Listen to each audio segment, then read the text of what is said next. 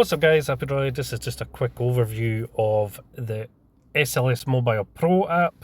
Now this is very similar to the free one that's on Google Play at the minute. This is a much more advanced, highly optimized version of it.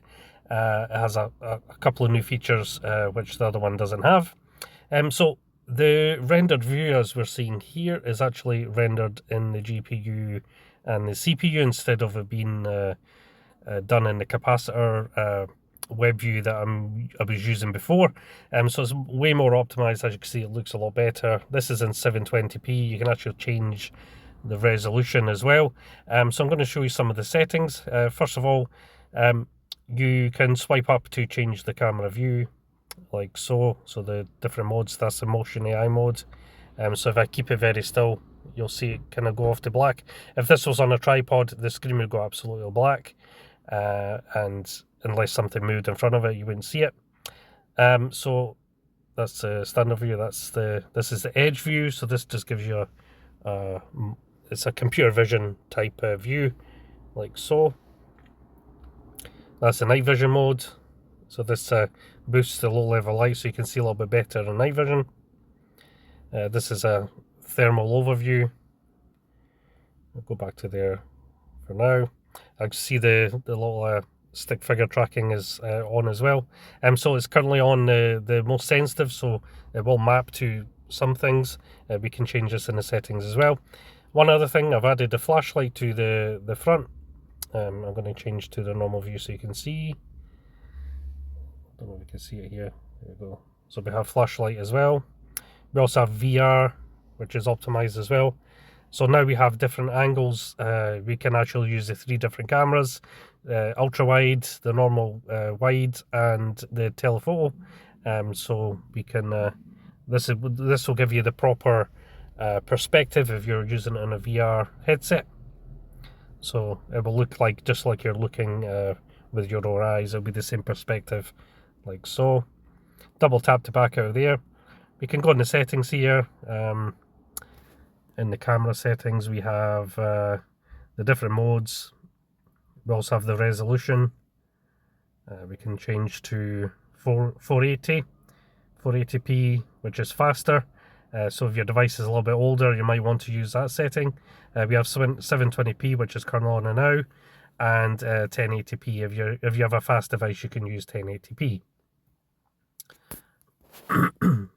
You have your manual. Here's the toggle for the different modes. So you can see there's a telephoto, ultra wide, the normal wide angle, telephoto. You just toggle it like so. You can also flip the camera. There's also this language feature as well. So if we can go in here, you can enter, just type in your language, whatever language you want. It could be Spanish, German, whatever you want. Even Japanese, you can type that in here. Just type in what language you want to use and then press translate system. It'll then translate the entire UI and the manual in your language. If you're using English, you can just use English like so. What else have we got in here? It's a lot hard to do when we're in landscape mode. The menu shows up better when you are in the normal portrait view. So in here we have the matrix settings. I'm going to switch it to matrix mode. That's the matrix edge mode, so we can then see what this does. So we can actually have full customization of the color, just like in the original app.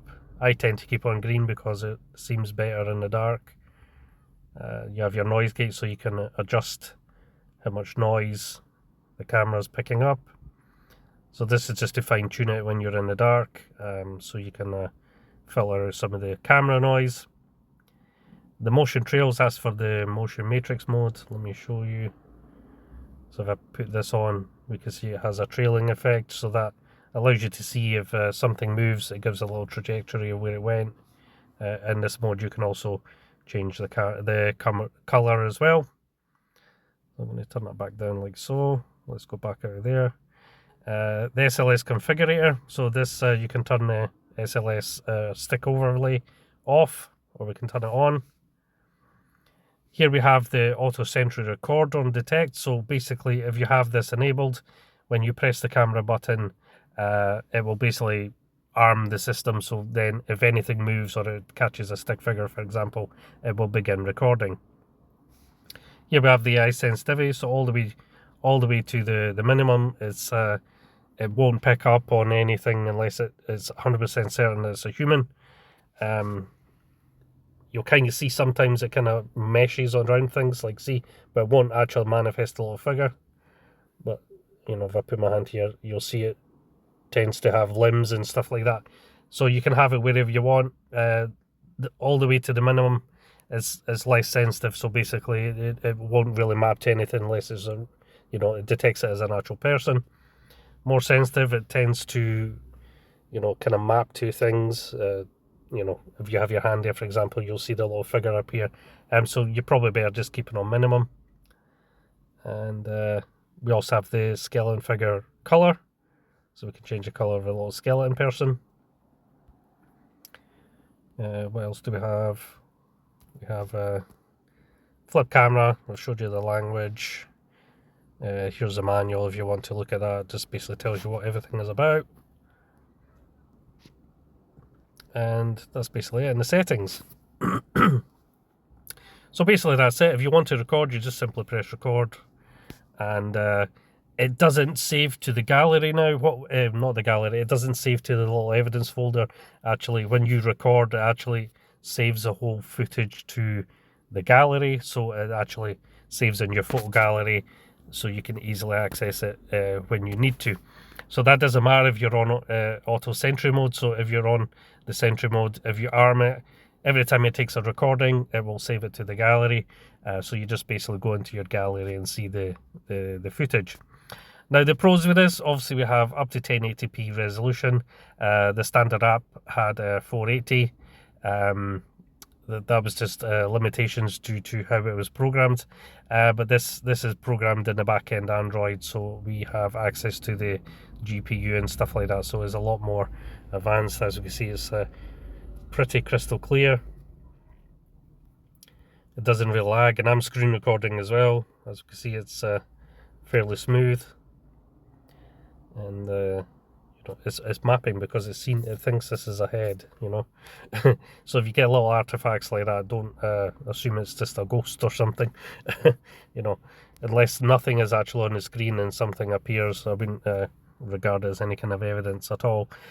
So yeah, that's basically it. It's a highly optimized version of the SLS mobile. The SLS mobile app is actually free, so you can, if you like using that, for example, you can use that instead. This has a lot more optimizations. It has, you know, 3 different resolution settings you can use, and a bunch of other stuff as well. So, you know, it's what it is. Okay, I'm going to leave it there because I'm waffling on. This is uploading to the Google Play Store now, so if you want to take a look at it, I'll leave a link in the description when it's up and available. But I'm going to leave it there, guys, and I'm going to catch you guys in the next one. Bye for now.